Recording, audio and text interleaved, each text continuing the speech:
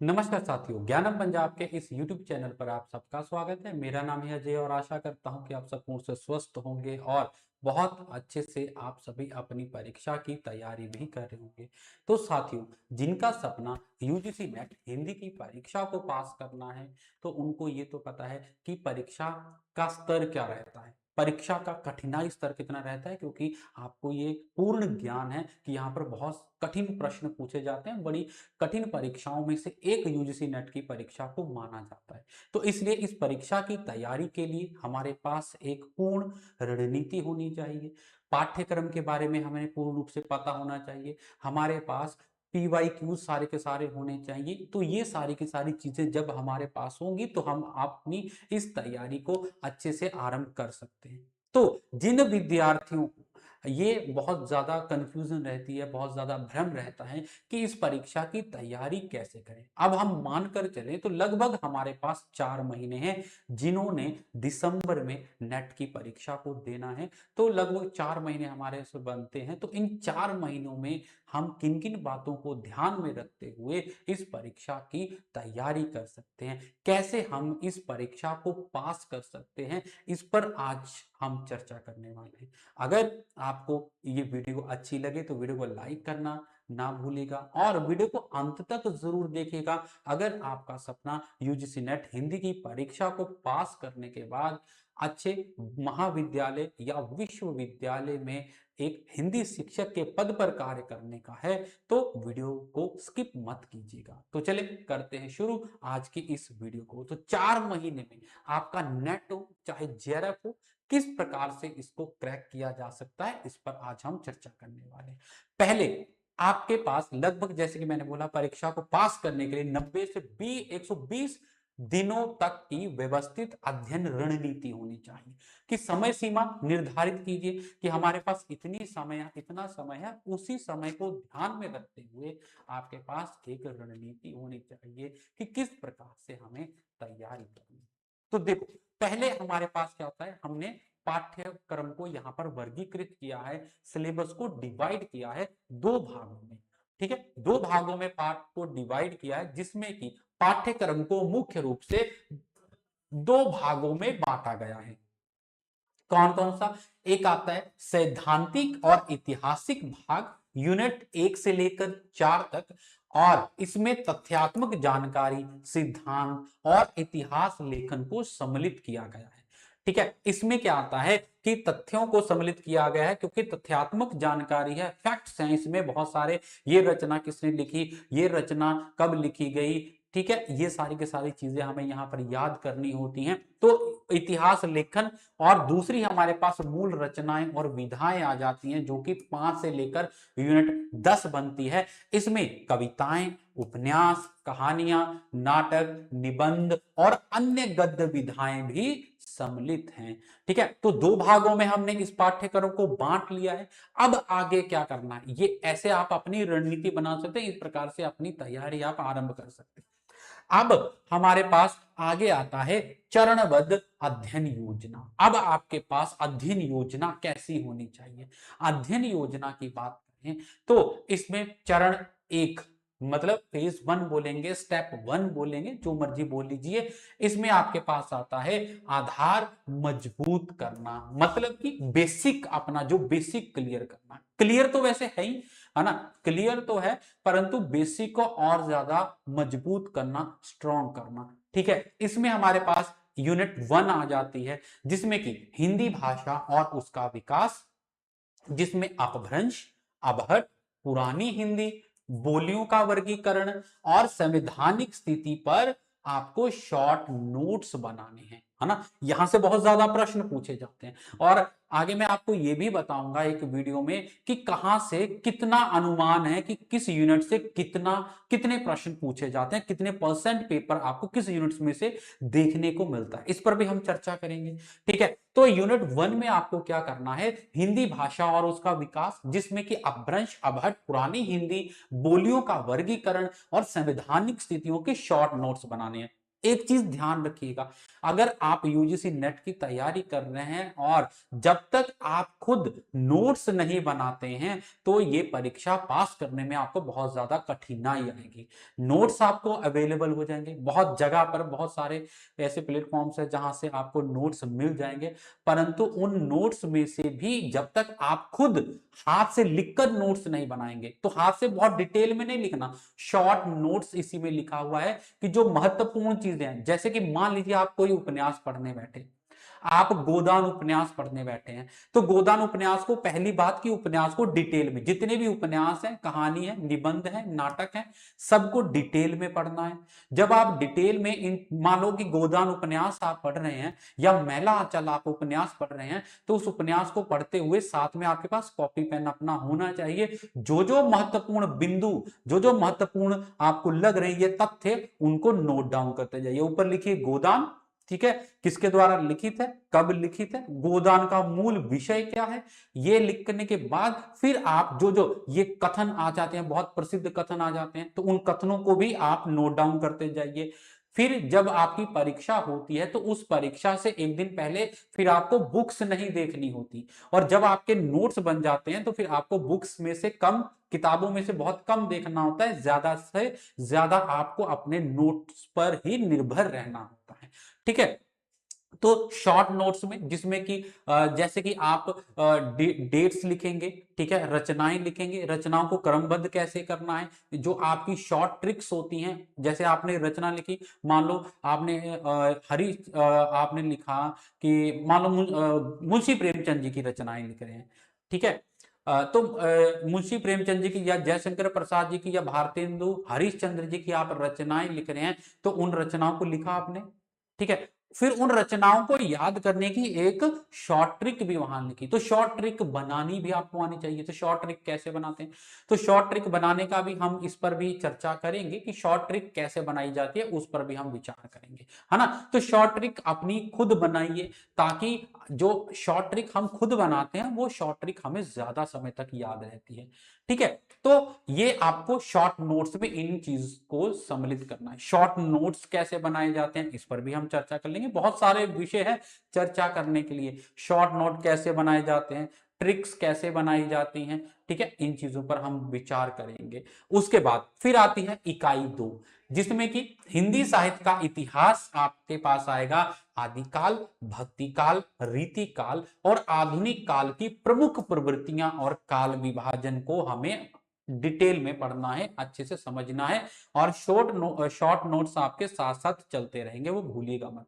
बार बार मैं short notes नहीं बोलूंगा। जब आप पढ़ रहे हैं, हिंदी साहित्य का इतिहास पढ़ रहे हैं, आदि काल, भक्ति काल, रीति काल, आधुनिक काल, इन विषयों को पढ़ रहे हैं, तो इसमें से महत्वपूर्ण तथ्यों को नोट डाउन करते जाइए, ये भूलिएगा मत। कॉपी पेन लेकर बैठना है, सिलेबस आपका आपके पास होना चाहिए। ठीक है, अभी हम बात करेंगे कि किन किन चीजों का आपको ध्यान रखना है अपने स्टडी करते समय। ठीक है, तो आपके पास आपके जो हम बोलेंगे कि पाठ्यक्रम हार्ड कॉपी में होना चाहिए। ठीक है, उसके बाद फिर आप नोट्स साथ साथ बनाते जाइए, जो चीज जहां पर कठिनाई आती है तो उस कठिनाई को बिना मतलब कि मान लो आपको कोई विषय समझ नहीं आ रहा है ना, आपको मान लो अरस्तु का काव्य सिद्धांत समझ में नहीं आ रहा, तो आपको ये नहीं करना कि चलो छोड़ दो, अरस्तु को बाद में कर लेंगे, नहीं, उसी समय अरस्तु के काव्य शास्त्र या काव्य संबंधी विचारों को उसी समय वीडियोस में देखें, कहीं पर भी देखें, उसको उस टॉपिक को क्लियर करके ही आगे बढ़ना है। ठीक है, तो इकाई 2 हो गई, जिसमें कि आचार्य रामचंद्र शुक्ल के इतिहास ग्रंथ का सहारा आप ले सकते हैं।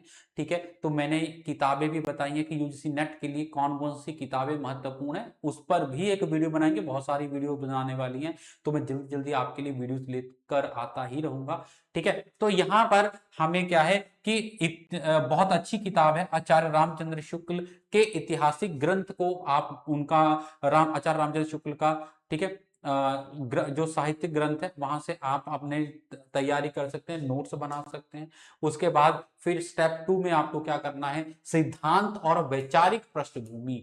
ठीक है, लगभग 31 से 45 दिन, जो आपके 31वां दिन स्टार्ट हो जाएगा, वहां से 45 दिन तक आपको क्या करना है, भारतीय काव्य शास्त्र जिसमें कि रस, अलंकार, रीति, पाश्चात्य काव्य शास्त्र जिसमें कि अरस्तु, वुडवर्ड्स, इलियट, और रिचर्ड जैसे प्रमुख सिद्धांतों के मुख्य बिंदुओं को एकत्रित करना है। उन मुख्य बिंदुओं से संबंधित आपको अपने प्रश्न करने आरंभ करने हैं।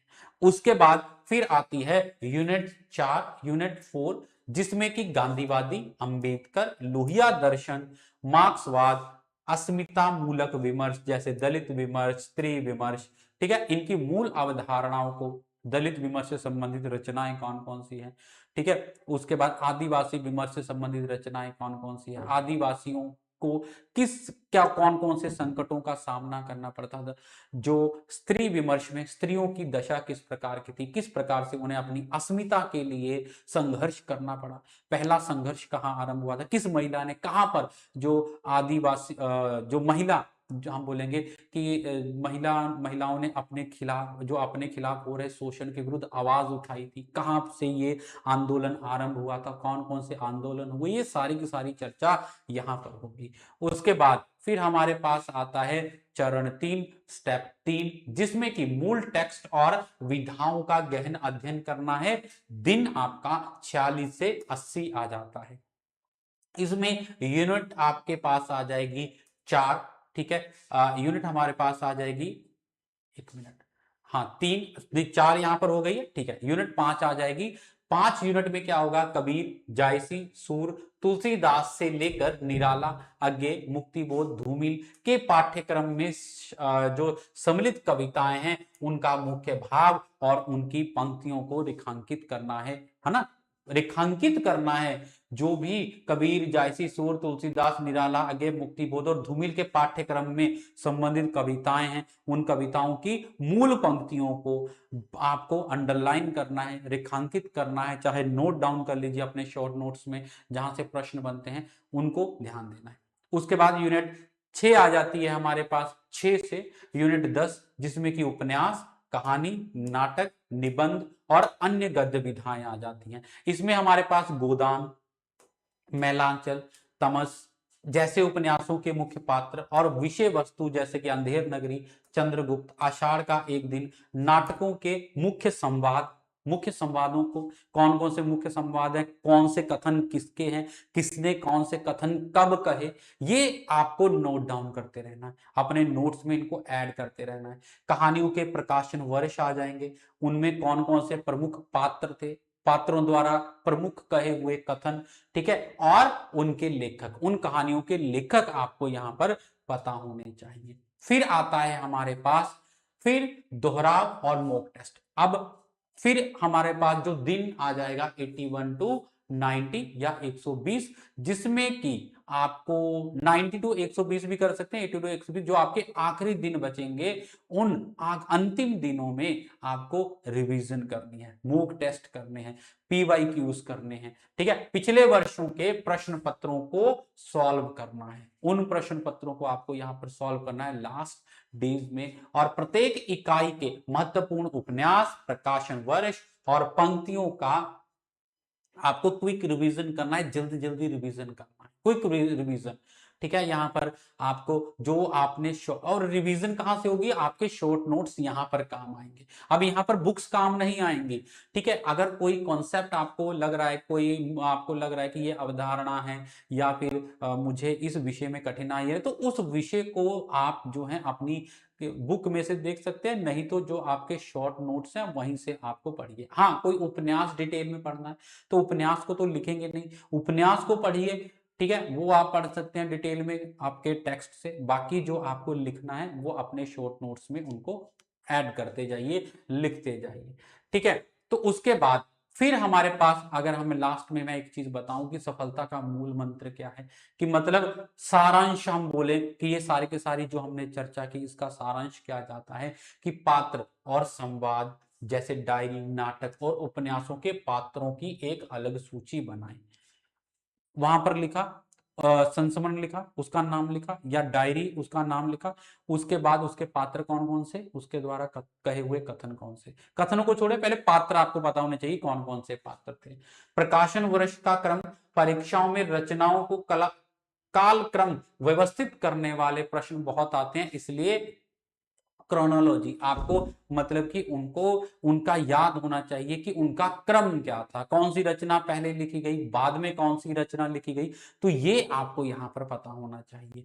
फिर आ जाता है संवैधानिक प्रावधान, मतलब देखो यूनिट एक जो है भाषा, जिसमें कि भाषा से संबंधित प्रश्न आपको देखने को मिलेंगे।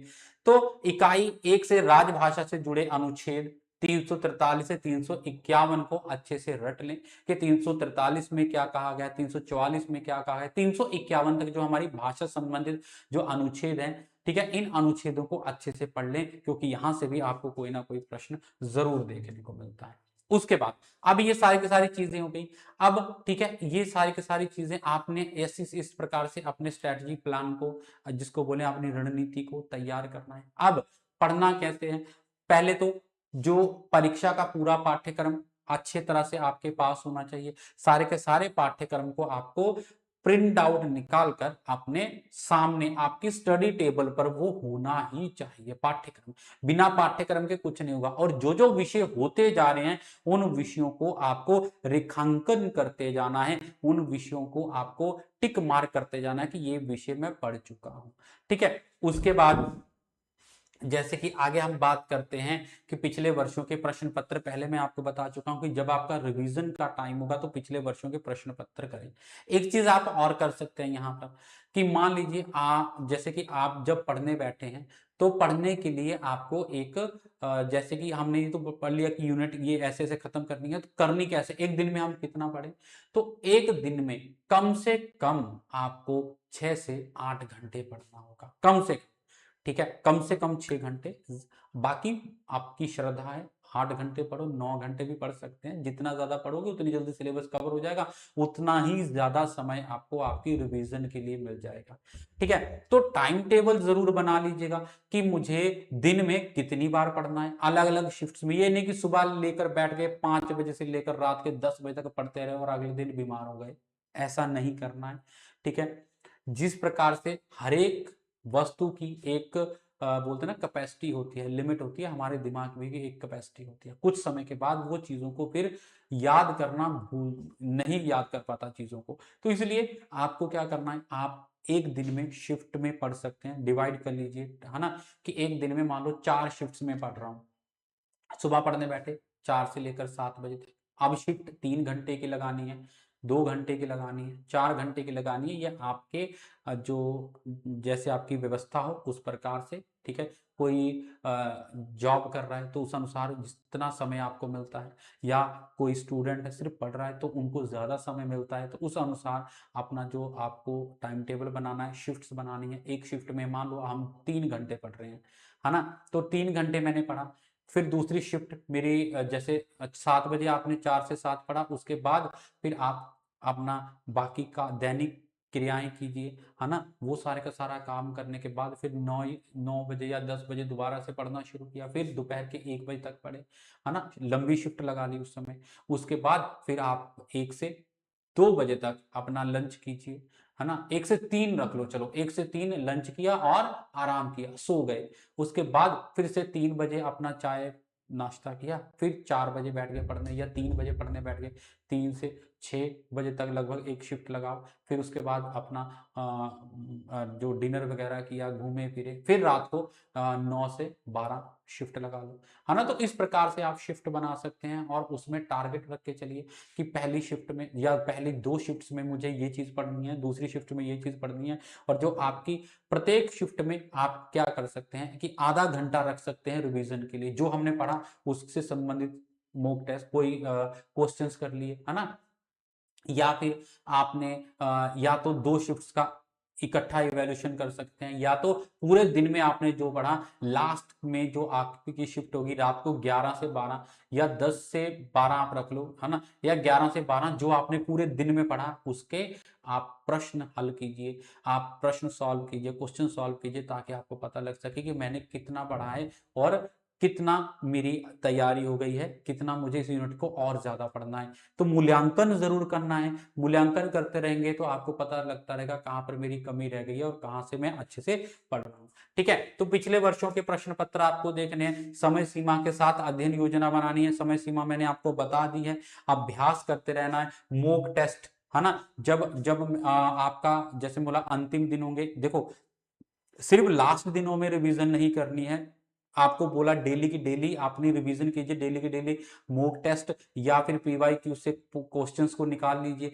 कि आधुनिक काल से, मान लो कि आपने एक दिन में अपनी 4 शिफ्ट्स में आदि काल को पूरा पढ़ा है, आदिकाल भक्तिकाल रीतिकाल पढ़ लिया, तो आदिकाल भक्तिकाल रीतिकाल से संबंधित प्रश्नों को सॉल्व करके देखिए, उन प्रश्नों को हल करके देखिए कि हाँ अब मुझे इसमें अच्छे से समझ आ गया है। ठीक है, उसके बाद मॉक टेस्ट आप कीजिए कब, पूरे हफ्ते के बाद हर हफ्ते मॉक टेस्ट जरूर कीजिए।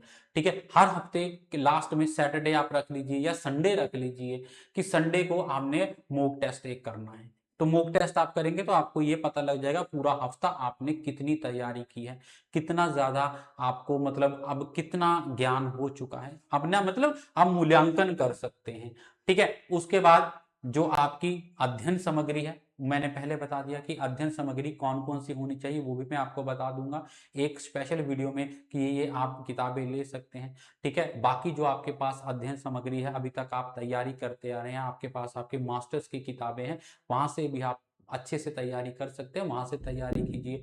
ठीक है, उसके बाद फिर अच्छी किताबें लीजिए, जिनको कहा जाता है अच्छी किताबें, मतलब जिसमें सब कुछ हो, है ना। अच्छी किताबों की लिस्ट मैं आपको जरूर बताऊंगा, तो उन किताबों को आप ले सकते हैं। नेट पे भी आप सर्च कर सकते हैं कि जो अच्छी किताबें हैं, नेट यूजीसी नेट के लिए, जैसे दृष्टि की आती है यूजीसी नेट के लिए, बड़ी अच्छी किताब है, तो वहां से आप तैयारी कर सकते हैं।